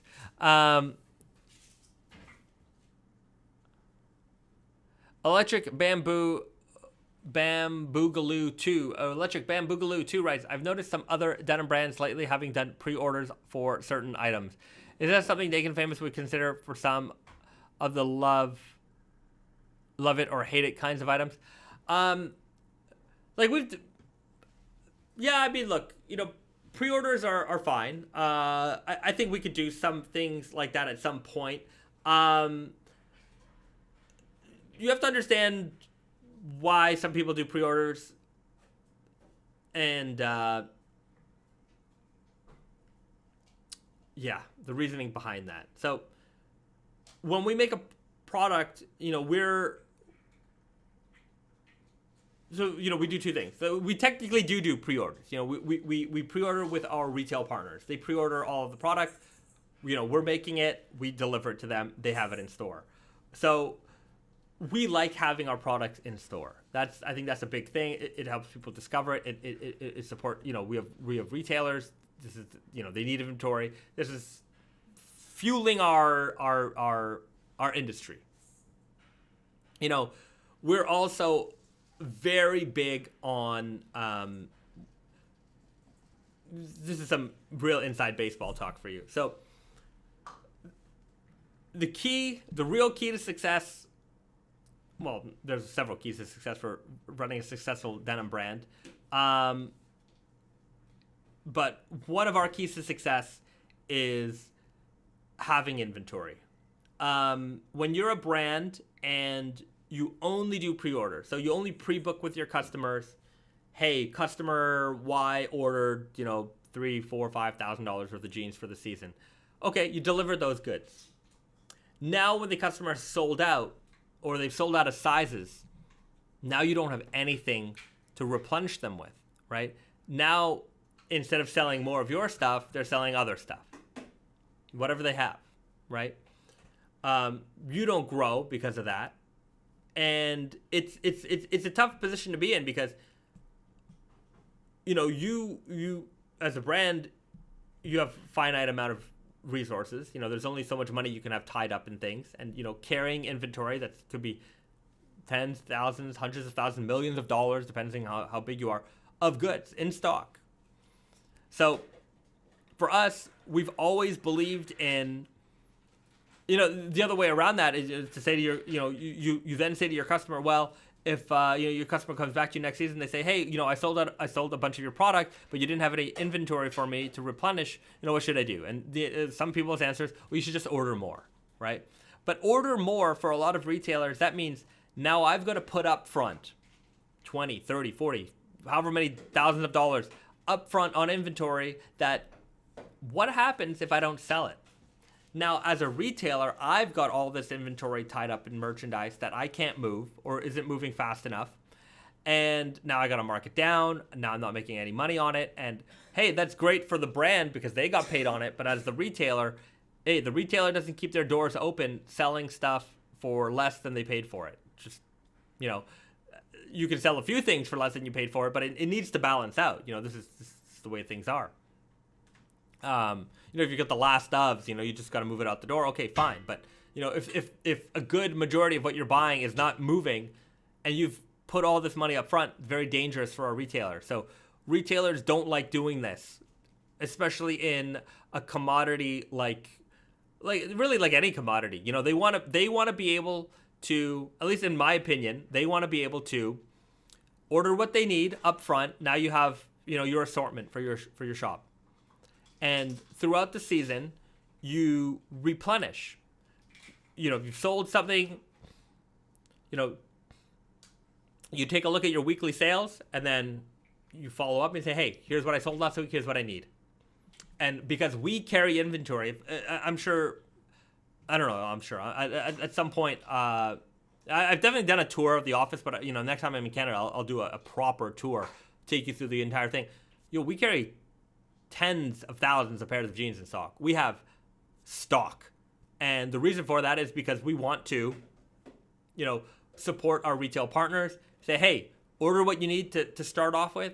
And as you sell, you can replenish. You can get goods. We've got goods for you. And so every week we're shipping our customers, making sure that their stores are fully stocked and that they have the size that they need. Now, naturally, there's seasonal items. There's products that we just don't have. We sold out. It's done. Okay, they understand that. They move on. But when it comes to pre-orders as a brand, like when you're doing that direct to your customer, that's probably not a style that you're shipping out to your retail partners. So there's no opportunity for those partners of yours to sell that product or grow with that product. There's one thing as an exclusive. I might have a Tate Yoko or Naked Famous Denim NYC exclusive, and other people can't get their hands on that. Fine, okay, they understand that. But for the most part, the products that we put out, we want to make it available to everybody. All of our retail partners, they have Naked Famous Denim fans. They don't want to miss out on something. They want to be able to go to the store, try it on. So will we do something like that at some point? Maybe. If there's like a special little project, very niche, sure. Like the banner jackets. It's a very niche, that's only really for, the devotees here. You know what I mean? Like, we're not going to sell 500 of those jackets. We're going to sell a handful, and that's it, So I'm okay doing a pre-order for that. Yeah. I think I rambled on. I might have lost track of where I'm supposed to be. I hope that all made sense.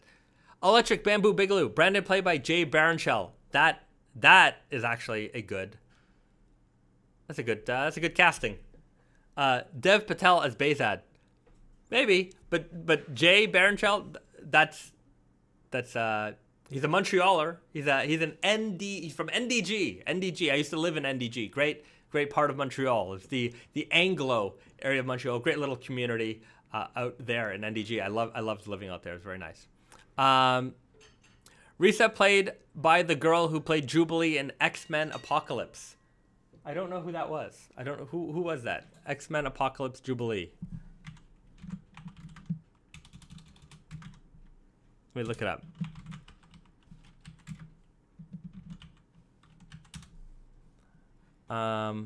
Okay. Who was this actress? Lana Condor. Okay, I'll have to show. Was that? There's a couple of people here. Maybe it was her. I don't know.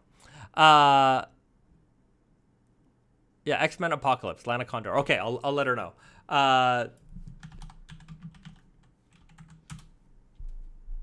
Dev Patel for Bezad. Yeah, that's not bad.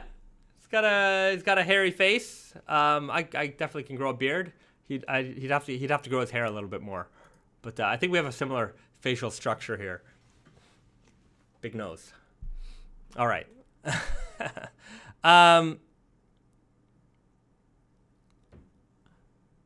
Will Hernandez writes, whenever you say replenish, reminds me of a video by Rick Glassman. Check it out. It's hilarious. I will check it out. Okay. I think we're getting to that time. Chris Duncan, 6 of you have clicked the thumbs up button. You know who you are. Hey, yeah, that's right. Let's not forget. Hit the like button, everybody. If you haven't hit the like button already, if you haven't hit the like button yet, do it right now. Let's get this video up to 110 likes. 110 likes, that's just 10 more likes than I asked last time. And once we're at 110 likes on this video, I will give away a $25 gift card to Tate Yoko or Naked Famous Denim NYC. We have the winner of last week's gift card here in the live chat. So yeah, so it happens. We give that stuff out. We've got and so not only do you need to like the video, subscribe to the channel, be a subscriber, and leave a comment in the comment section below. Make sure to let us know what jeans you're wearing today, or heck, say anything. So long as you're a subscriber and you're part of the conversation, we're gonna try to reward you. You guys can't see this, but somebody's trying to promote their sexy webcams in the comment section, but it gets auto deleted. So oddly enough, weirdly enough, I have to deal with a lot of these spam comments in our comment section. I think because the word naked is in our name, so we get so many spam comments of spicy websites that I have to delete constantly. So Anyways, if you're watching this and this isn't some kind of bot, stop, because it just gets deleted anyways. You're not nobody's going to your chat website. And if they want those kinds of things, they're gonna find it anyways. They're not gonna find it from this video. Believe me, we're it's not a great platform for you to try and advertise. Can I request Strange Mochi for snack time in the future? Sure. Strange Mochi. We can find some Strange Mochi. When is the fall on upcoming? I'm hoping to have the websites updated next week. Our photo studio told us the photos will be ready soon. So we're just, as soon as we have the photos, we're ready to launch. So as soon as we can get that done, we'll release the video. We'll release the release schedule. I got a lot of hands going on in this video. I hope you're entertained by my hand gestures. So coming soon.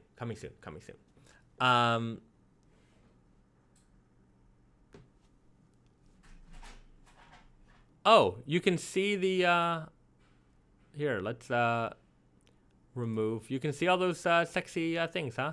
So let's maybe we can ban this person. Hide user on this, add moderator, put user in timeout. You're out of here. You're timed out. And I'm deleting your comments. Go away. Remove. Bye-bye. Okay. Chris Duncan writes, I'm going to check it out for research purposes only. No. Stay away. Soft porn and soft drugs. Stay off the hard stuff. Okay, guys?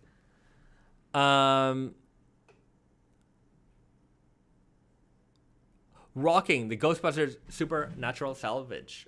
Francisco Michael writes. Also, for the comments, make sure the comment section in the comment section below, not the chat. So if you're leaving a comment, leave it in the comment section below. Otherwise, I'm gonna miss it, and I can't go through the chat. So comment section below, like, share. You don't have to share, but at least subscribe. Like, subscribe, comment. Like, subscribe, comment. That's it. Do it, everybody. $25 gift card when we hit 110 likes on this video. Okay.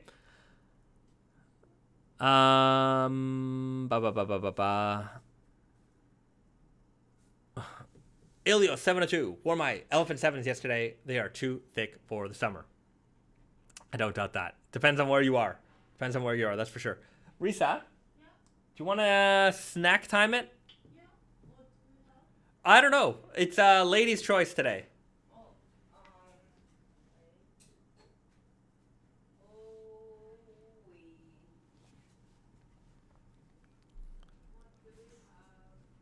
Are you considering opening any more stateside stores? If so, what cities would love to be able to try stuff on in person? Yeah, I mean, I would like to open up in. I would love to open up more. I think Austin. I would like Austin. We have a great retail partner there already, Service Menswear. I think Austin's a happening place. We were looking at LA for right before the pandemic hit. We were looking at LA. I thought Nashville for a while. I thought that would be kind of cool. Yeah. Maybe somewhere there. LA. Houston also is a big city. Houston's a big city. A lot of people there. So I like the idea of opening up in Texas. A lot of people, and I think they're very open to business. I would love to open up in every city. One day, I would love to open up in every city. You know, I talked about it. Like, I want to be the Gap, but I don't want to be the Gap. You know, I like, you know, people don't realize, like, the Gap was, like, I'm sure at one point the number one seller of jeans in the United States, maybe even the world, right? You know, they didn't just sell their own jeans. They used to sell Levi's and things like that. Like, they were a jeans retailer. So, like, I want to have the Tate and Yoko Naked Famous Denim NYC, like, boutique, you know, we help you with your jeans experience all around America, around the world. Who is Tate and Yoko? What does it mean? That's a good question. So, at Tate and Yoko, whenever Risa's in the store, they just assume she's Yoko, and that Tate is nowhere to be found.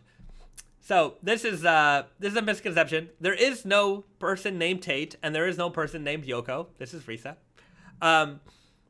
Tate and Yoko means warp and weft in Japanese, or like horizontal and vertical.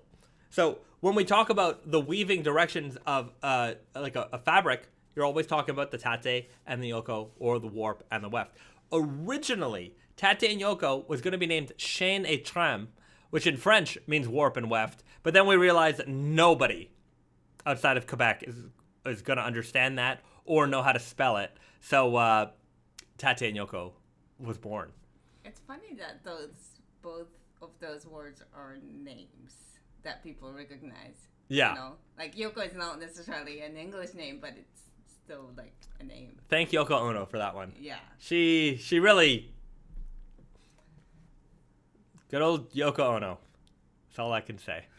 Okay. Let's take a look at some snacks. We don't really have super good options today. But I have 3 options that maybe... Oh, this one's good. I think this one's fun. Yeah, because this one's... So, this one. This is a Japanese snack called senbei. So senbei is like a rice cracker, right? Yeah. And this is a curry flavored senbei. So in Japan, curry is, you wouldn't know, if you've never been here, you know, you think sushi and, you know, Japanese food, bento boxes. Japanese curry is everywhere. It's like the second national dish of this country. Everybody loves curry. There's curry everywhere. Indian curry, Thai curry, you name it. Curry is a big part of society here. So there's a lot of curry flavored snacks. And if you like curry, you like that, you know, spices and that kind of stuff, you're going to love these things. But this one's a little bit weird because this one is a moist curry senbei. You know, we don't have a lot of moist snacks in North America. You know, like when you have senbei, it's like eating a chip. Like it's a hard, crispy, like a cracker, right? So well, it's fried, so it's... You know. Yeah, right. But it's crispy. Yeah. You bite into it, it's a crunch, it's hard. And we don't often associate like moist toast. Like it's not really a thing you want, right? So yeah, it's like a stale. Yeah, you know, like when chips go stale, it gets that texture too. Yeah. So this is moist curry senbei, and if you look closely at the package here, I'm going to change cameras so we can get a good look on this one.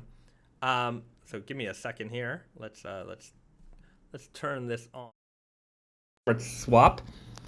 If you can see here, if you can see closely, you can see there's condensation inside the bag on purpose. And like you would think that can't be good for food. You know what I mean? Like, isn't that going to create mold or something? I don't know. But there's condensation inside the bag. That's how you buy this product. Very weird, especially for me. But I do like curry flavored things. I really like the graphic. It's pretty funny here. It's got a cute little characters, you know. And what does it say, Risa? It says hanjuku curry sen, which means that like half cooked. Half cooked curry. Yeah, curry senbei. It's fried, but it's, you know, moist and crispy. Okay. Well, let's give it a try. Switch that out here. Do you like that transition here? I really like this camera. Yeah, you know, it's pretty good. Yeah. It's not like a bad quality. Yeah, I think it's better quality than my camera. Maybe. Weird. All right. Well, and we'll have to try and upgrade my my setup here. We'll see it. We'll see what it looks like in post. But we've got the wet, moist curry senbei. You can smell it already. Yeah. That smells like Indian curry to me. Take one. Oh yeah, it's like they're sticky. You know, they stick to one another. You could take a look there. Here, let me try to get a. We'll switch cameras once more. Do a little switcheroo here. I really like this camera trick. Somebody asked these These are Naked and Famous shorts. They One are. of my classics. So let's take a close look at this senbei here. You can see it's got all kinds of spices and stuff. It looks crispy, but it's kind of wet. It's just kind of wet. All right. All right. So there you have it. Let's 1 second. We're just gonna switch the camera once more, and boom. Okay, we're back. All right. So let's give this a try.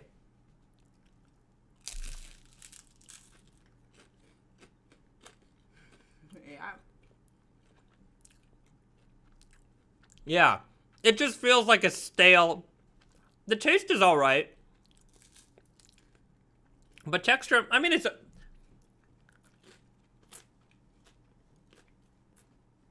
I like it because it's still kind of crispy. Yeah. And when I know it's meant to be this way, it's like I don't know, like the bite, you know, the Yeah. Like, I want the bite. Like, if I got this, somebody gave this to me, I'd be like, there's something wrong with this. Like, it tastes Yeah. fine. If I didn't know this was supposed to be this type of senbei, then yeah, I'd Yeah. be like, what's wrong with it? But It's like, why? Like, what happened? Like, this is like, oh, that's not supposed to be like that. But it tastes good, so. yeah, the curry taste is a little less strong than how it smells. It Yeah. smells way more strong. It tastes creamy. Yeah, it's like a lot of rice with curry. Tasty, but definitely weird. Like, when you come to Japan, where do we get this from? Caldi? I think I got it from our grocery store. Okay, you can probably find it at the grocery store. Who knows? I mean, That's one thing I do recommend. If you do ever come to Japan, don't just go to the convenience store. Go to the grocery store. The grocery store's got a lot more stuff, and it's always fun to go through. I love going through international grocery stores. Whenever we travel, we go to a grocery store. It's always fun. It's always fun. One thing, remember when we were in France, and they had the pomegranate juice machine? yeah. And it yeah. would juice pomegranate right in front of you. That was great. That was great. You can have fresh pomegranate juice. I definitely took advantage of that. All right. Let's read a couple more questions here. Francisco Michael writes, is it one of those things where you're not sure if you're grossed out or like it or both? It's definitely that. Like, it's not gross, but I think you would perceive it to be gross if you did not know what you were getting. It actually tastes good. Yeah. I would- Tastes good. I would not pick this over like a crunchy senbei like cracker. Like, if they had a crunchy version of this, 10 times out of 10 I would pick that. If I had to eat this, I'd eat it. Moist snacks are the best snacks. I kind of like it. I do like it, I have to say. Because, like, you get tired of crunch after a while. But, I don't know. Maybe. Also, if you were, like, teeth or her. Oh, yeah, right. This Maybe helps. if you're old or something. Yeah. Okay. Thanks for the explanation on pre-orders. Makes me understand the support system for the retailers. So because of that, does that mean more brown foxes will be coming out to replenish the stock? No. So replenishment works if like we used up all the fabric. So we, like, on a seasonal style, we make, basically what we'll do is we'll collect our orders from our retail partners, and depending on how much fabric, like, depends on the lead time. Sometimes we actually have to order fabric before we get the fabric we get the orders from our customers. Sometimes we have enough time to get orders from our customers, then order the fabric.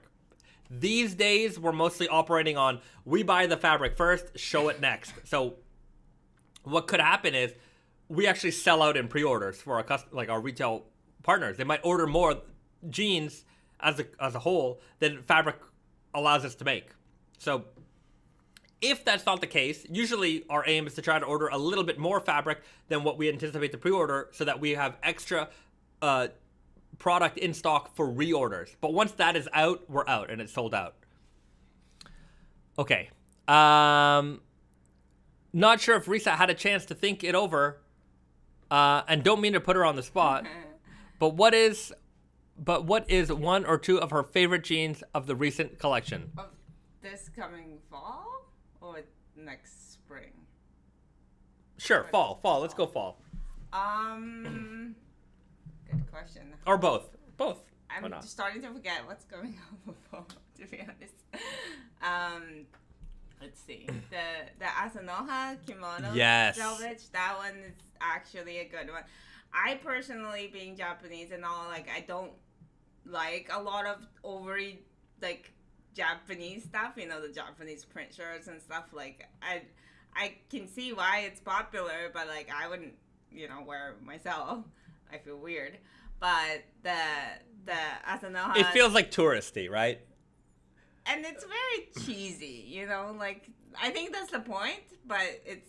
Like from a Japanese perspective. It's cheesy in a way that it's like, I don't know, wearing, stars and striped t-shirts. Right. Like, idea, So right, I don't... like being like all like Canada. It looks a little weird, right? If you're a tourist, you get the Canada t-shirt, that's fine. Yeah. Or the America t-shirt.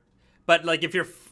It is a little odd. You see people here, like, sometimes they're very, like, Japanese motifed out. They look a little strange. On a tourist, I find doesn't look strange. And it's also the certain, like, kind of fashion that, like, that kind of fabric is used in Japan. It's very, like, I don't know, old guys-esque. I don't know. Anyways, I don't personally go for the most Japanese-y, themed ones, but the Asanoha kimono Asanoha Selvedge, that one is really nice because it's like super clean. I also like the geometric pattern, and it's very understated and it's very cool, I find. Yeah, I like the Asanoha. Yeah. I like the prints. I mean, you sometimes I'm wearing them. Maybe you feel like I'm dressed like a weirdo outside. No, I think if you like have a certain look, you can wear it. I sometimes wear that tiger shirts and stuff. Yeah. It's just that when it's like kimono patterns. Anyways, I'm not talking shit on our products. I'm just saying that I'm wearing kimono shirt here in Japan with my wife. She's like, I don't know this guy. No. You can wear it. It's just not my personal preference. All right. But from the spring, I'm very excited about the ultra light. Oh yeah, let me just pull that up. So that one is super, super lightweight, and it's super duper crispy. So you can, I'm really looking forward to seeing what kind of fade you get. Like for the women's one, we pre-washed it, so it's a little wiggly. Yeah. But it is still pretty crispy. Switch the camera up. You can keep talking. Yeah. It's very crispy. And it's just gonna give you the